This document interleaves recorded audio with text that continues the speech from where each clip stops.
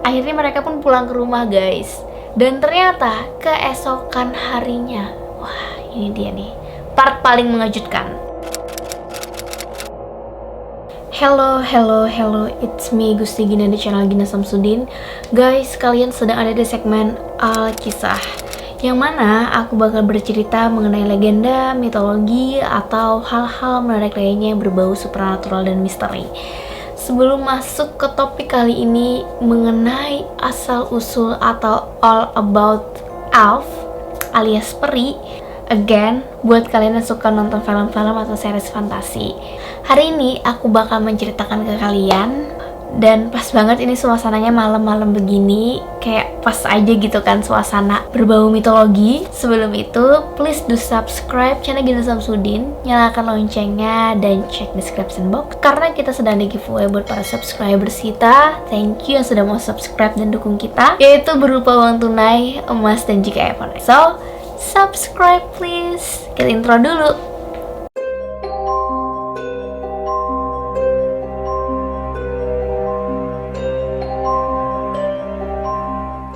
So guys, memang elf ini dikenal sebagai makhluk yang sangat temperamen. Walaupun dia dikenal ramah, juga ramah kepada manusia, tapi kalau kita menyinggung atau membuatnya marah, dia dengan seketika kayak langsung yang tadinya moodnya stabil langsung marah banget gitu dan bisa menghukum kita. Dan konon katanya elf ini memiliki ilmu sihir atau magic, memiliki kekuatan. Kebayang gak sih kamu melawan makhluk yang memiliki kekuatan itu gitu? Ya susah lah. So sebenarnya elf ini apa sih?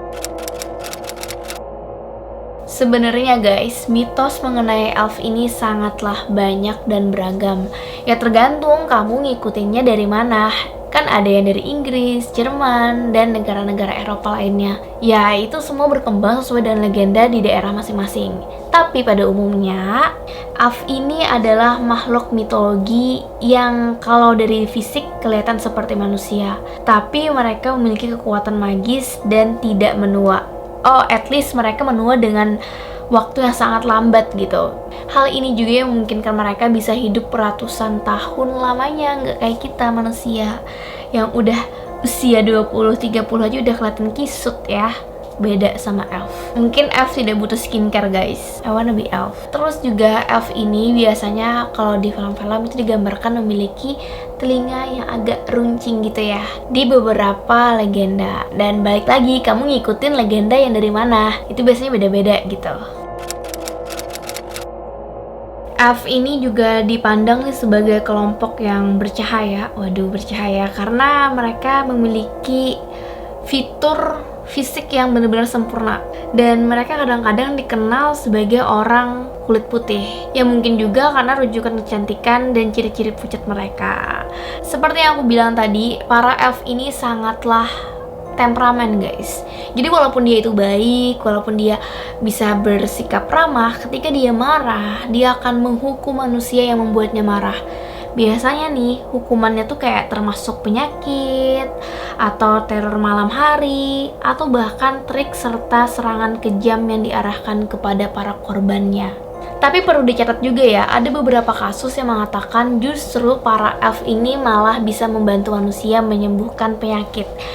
Ya memang tergantung juga sih, kayak pepatah di mana bumi dipijak, di situ langit dijunjung. Ya tergantung sikap kita ke mereka gitu. Lalu guys, ada legenda yang mengatakan bahwa ternyata elf ini juga butuh manusia nih, terutama para bidan dan perawat. Katanya untuk melahirkan seorang bayi elf, para elf ini butuh bantuan bidan. Ya masuk akal sih, bidan kan membantu proses kelahiran ya, dan juga perawat. Nah kalau perawat ini justru kayak lebih malang gitu nasibnya, karena dia kayak diculik para peri ini untuk merawat anak-anak mereka. Nah terus ada pola juga nih di zaman dulu guys. Dulu katanya para bidan ini biasanya akan menikah, polanya ya, menikah dengan para pengkhotbah. Jadi emang kayak rata-rata pasangannya kalau bidan suaminya pengkhotbah gitu kan. Nah terus ada kejadian nih, pengkhotbah ini istrinya dipanggil oleh para elf untuk membantu melahirkan anaknya. Nah karena yang mengalami ini adalah pengkhotbah, mungkin dia bercerita kan ke jemaatnya, dan akhirnya jemaatnya tuh kayak percaya karena yang ngomong seorang pengkhotbah gitu kan. Dan akhirnya legenda ini pun turun-menurun terus tersebar di antara masyarakat, dan mereka meyakini tentang keberadaan elf itu sendiri. Cerita dari pengkhotbah alias pendeta ini adalah seorang pria yang bernama Peter Rams dan istrinya seorang bidan. Dia katanya pernah dipanggil oleh elf, bangsa elf, yang meminta istrinya si bidan ini untuk membantu proses kelahiran anak elf ya, anak peri. Dan kemudian si pendeta ini pun ikut dengan istrinya dan menuju rumah dari para elf itu. Nah terus setelah bidan ini berhasil membantu elf tadi melahirkan, alias kan tugasnya udah selesai ya, suami istri elf ini pun menawarkan makanan dan minuman kepada pendeta dan bidan. Jadi kayak, nih makan ya, minum, silahkan, terima kasih sudah bantu kami. cuman katanya ada sebuah pantangan, kalau ditawarin makan dan minuman oleh bangsa elf harus ditolak. So dengan ramah, pendeta dan bidan ini pun menolak. Jadi mereka mungkin kayak bilang, Wah, thank you. Tapi kami tidak bisa makan dan minum karena buru-buru mau pulang. akhirnya mereka pun pulang ke rumah guys. Dan ternyata keesokan harinya, wah ini dia nih, part paling mengejutkan. Pendeta dan bidan ini menemukan kepingan-kepingan perak yang banyak di rumahnya. Dan itu ternyata dikasih oleh elf suami istri yang mereka bantu tadi malam. Jadi mungkin kalau mereka makan dan minum itu nggak dapat kepingan perak tadi, tapi justru mereka menolak dan akhirnya mendapatkan hadiah yang lebih besar. Lalu ada lagi nih kisah serupa yang mana bangsa elf ini meminta bantuan bidan guys. Terjadi di Denmark. Jadi katanya ada seorang elf laki-laki memiliki istri manusia yang itu ternyata ingin melahirkan. Akhirnya di malam Natal, elf laki-laki ini mencari bidan. Lalu dibawalah bidan ini ke rumah dari elf ini. Rupanya tempat tinggal dari elf ini berada di bawah permukaan bumi guys. Jadi memang kayak underground gitu. Nah terus setelah melahirkan, si bapak ini alias si elf tadi membawa pergi anaknya. Kayak semacam mencari fortune, mencari keberuntungan dari anak yang baru lahir dari pasangan baru gitu. Nah selama bapaknya ini pergi bawa anak tadi, si istri yang habis melahirkan tadi berpesan kepada bidan. Dia bilang, Nanti kalau kamu ditawarin oleh suamiku itu makanan dan minuman, ditolak ya. Aku juga seorang wanita Kristen. katanya gitu. Berarti kayak emang di beberapa wilayah bilang kalau ditawarin makanan sama minuman oleh elf, jangan diterima. Nah ini kan jadi pertanyaan, sebenarnya kalau elf ini ada atau nyata, dia itu tinggalnya di mana? Kalau berdasarkan legenda guys, elf ini biasanya tinggal di tengah hutan, kayak jauh banget masuk ke dalam hutan. Mereka bakal tinggal di sana, atau mereka tinggal di bawah tanah, biasanya kayak di perbukitan, kayak underground gitulah, kayak bukit goa-goa gitu. Jadi memang sangat jauh dari pemukiman orang-orang alias manusia. Nah biasanya kayak gitu. Di zaman sekarang sih udah banyak ya orang kayak kehilangan keyakinan tentang adanya elf. Orang kayak meyakini elf itu udah kayak dongeng doang, nggak ada nyatanya gitu. Cuman kalau di Islandia masih ada beberapa orang atau kelompok-kelompok yang meyakini, atau at least mereka percaya kemungkinan, terbuka sama kemungkinan kalau misalnya memang ada elf di dunia ini. Itu kenapa ada orang Islandia yang masih melakukan pencegahan gitu loh, untuk memastikan rumah-rumah keluarga mereka itu terlindungi oleh bangsa elf. Masih terkait kisah tadi guys, kok bisa ya dia beristri manusia? Ternyata memang juga dipercaya dalam legenda, katanya sih bangsa elf terutama laki-laki nih ya, cewek juga bisa sih, mereka tuh bisa merayu manusia, jadi kayak seduce human. Akhirnya mereka bisa melakukan hubungan seksual atau bahkan menikah dan memiliki anak yang separuh manusia, separuh elf. Dan biasanya dipercaya kalau anak-anak separuh manusia, separuh elf ini memiliki kecantikan atau ketampanan yang luar biasa dan memiliki kekuatan besar. Jadi bisa melakukan ilmu magic gitu, atau memiliki sebuah kelebihan-kelebihan gitu. Kadang-kadang katanya orang-orang yang memiliki keturunan setengah manusia, setengah elf, mereka itulah yang akhirnya menjadi penyihir atau menjadi tabib, karena kan mereka punya kekuatan gitu, punya power yang lebih dibanding manusia rata-rata. Nah, dari sini juga nih banyak karakter-karakter yang bisa dibilang superhuman yang terinspirasi dari sini, dari setengah peri dan setengah manusia. Tiong, jadilah manusia super. Lalu guys, kalian pernah gak sih berpikir dari mana sih asal-usul dari elf alias peri ini? Sebenarnya lagi-lagi ada banyak sekali versi yang mengatakan dari mana asal-usul dari si elf ini. Sumber yang pertama mengatakan bahwa elf ini muncul dari pembunuhan Cain terhadap Abel. Nah, itu kan ada sebuah cerita ya. Di beberapa kepercayaan memang beda-beda namanya. Nah, kalau di dalam Kristen itu ada yang namanya Cain and Abel. Kalau aku salah, koreksi ya, karena aku muslim jadi aku kurang tahu cerita-ceritanya. Dan kebetulan cerita-cerita tentang peri ini kan memang berasal dari Eropa, yang mana kepercayaan di sana adalah Kristen. Oke, lanjut. Di sumber ini mengatakan kalau saat pembunuhan Abel dari Cain itu akhirnya kan ada kasus Beowulf ya, yang mengatakan setelah kejadian pembunuhan itulah muncul ras elf. Jadi kayak hasil dari pembunuhan itu bisa dibilang kayak kebangkitan dari Abel gitu. Muncullah bangsa elf.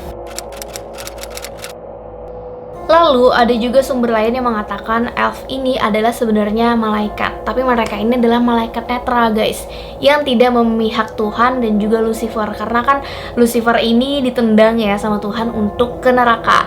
Tapi karena si elf ini malaikat yang netral, dia nggak memihak Tuhan tapi juga tidak mengkhianati Tuhan, akhirnya mereka diasingkan ke bumi dan ya menjadi makhluk yang meninggal di bumi bersama manusia. Legenda lainnya juga mengatakan asal-usul dari elf ini mereka adalah anak-anak dari Eve atau anak-anak Hawa yang tersesat. Jadi, dalam sebuah kisah Islandia kuno menunjukkan bahwa peri bisa menjadi anak-anak Hawa yang hilang guys. Di kisah itu mengatakan suatu hari Tuhan ini lagi berjalan di Taman Eden. Tapi saat itu Eve atau Hawa ini lagi malu gitu karena anak-anaknya lagi kotor. Dan akhirnya Eve ini mengatakan kepada anak-anaknya untuk pergi dan bersembunyi dari Tuhan, biar Eve ini nggak malu kalau anak-anaknya tuh lagi kotor. Terus Tuhan ini menghampiri Eve dan bertanya, Di mana anak-anak? ya tentu aja sih Eve berbohong dan bilang, Nggak tahu Tuhan, aku nggak tahu. but we know kalau Tuhan itu kan maha tahu ya, jadi dia tahu kalau si Eve ini berbohong. Karena marah, Tuhan ini berkata, apa yang disembunyikan manusia dari Tuhan, maka akan disembunyikan Tuhan dari manusia. Nah, sejak hari itu, katanya Eve nggak pernah lagi melihat anak-anaknya. Dan kisah itu berlanjut nih, hingga menunjukkan kalau anak-anak mereka menjadi orang-orang elf yang tersembunyi dari Islandia. Nah, itu dongeng dari Islandia. Selanjutnya, ada cerita dari Jerman yang mengatakan kalau bangsa elf ini justru terlahir kembali dari orang mati yang menjadi bangsa elf atau bangsa peri. Jadi kisah-kisah di Jerman itu mereka menganggap bahwa makhluk-makhluk ini alias para elf ini dapat diciptakan oleh kelahiran kembali orang mati. Dalam teks-teks Norse kuno sepertinya menyiratkan nih bahwa pemujaan terhadap elf dan pemujaan leluhur yang sudah mati adalah satu dan sama guys. Dari hal ini menunjukkan kalau seseorang kalau sudah mati itu bisa terlahir kembali sebagai peri ketika menuju alam baka. Nah, di situ mereka menganggap bangsa elf ini dari orang yang mati yang kemudian lahir kembali ketika menuju alam baka. Bukti kepercayaan ini rupanya dapat kita temukan dalam kisah-kisah seperti The Saga of Olaf the Holy. Nah, di sana leluhur raja memiliki gundukan pemakaman yang ditandai sebagai Olaf peri Geirstad. Hal ini bisa dibilang mereka itu percaya kalau leluhur mereka itu menjadi peri setelah meninggal dunia. Dan yang terakhir guys, ada sebuah teori yang mengatakan kalau peri ini mungkin saja merupakan hasil dari kejadian-kejadian aneh di masa lalu. Contohnya nih seperti saat orang yang melahirkan anaknya cacat atau tidak seperti yang diinginkan gitu kan. Akhirnya mereka lebih memilih membuang anak itu dan melabeli anak itu sebagai peri ketimbang mereka mengakui kalau anak mereka itu adalah manusia atau keturunan mereka sendiri. Jadi kayak ya ini adalah peri padahal itu adalah anak mereka yang cacat gitu. Ya kalau teori terakhir sih agak masuk akal ya. Mengingat jenis-jenis elf itu banyak banget kan. Kalau secara umum berdasarkan cerita-cerita legenda di Eropa, terutama di Jerman, elf itu ada dua jenis guys. Yang pertama Liosalvar, yaitu elf yang memiliki tubuh tinggi dan tinggal di tempat yang penuh cahaya. Ya kalau kita lihat sih kayak Legolas di Lord of the Ring. Nah yang kedua jenis Dogkalvar atau The Dark Elf. Penggambarannya ini agak rancu sih. Mereka itu biasanya menjauhi cahaya karena bisa jadi batu kalau terkena cahaya. Konon katanya mereka ini adalah pandai besi, sehingga ada juga yang bilang kalau mereka ini para kurcaci. Nah terus pada abad pertengahan nih muncul lagi legenda jenis elf ketiga, yaitu elf mungil yang suka menculik bayi, melakukan prank dan lain-lain. Belum lagi jenis-jenis elf yang dipercaya secara universal kayak light elves, wing elves, dark elves, snow elves, dan lain-lain. Banyak banget.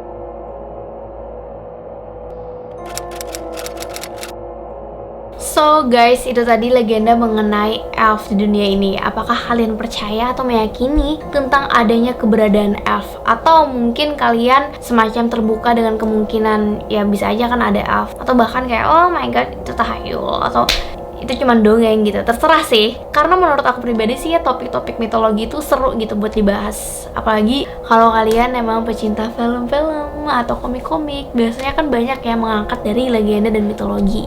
Kalau kalian punya informasi tambahan mengenai elf atau peri, silahkan tulis di kolom komentar. Dan terima kasih sudah menonton video ini. Tonton juga ratusan video kita lainnya. Jangan lupa untuk subscribe, nyalakan loncengnya, dan cek description box. Aku Gusti Gina, bye!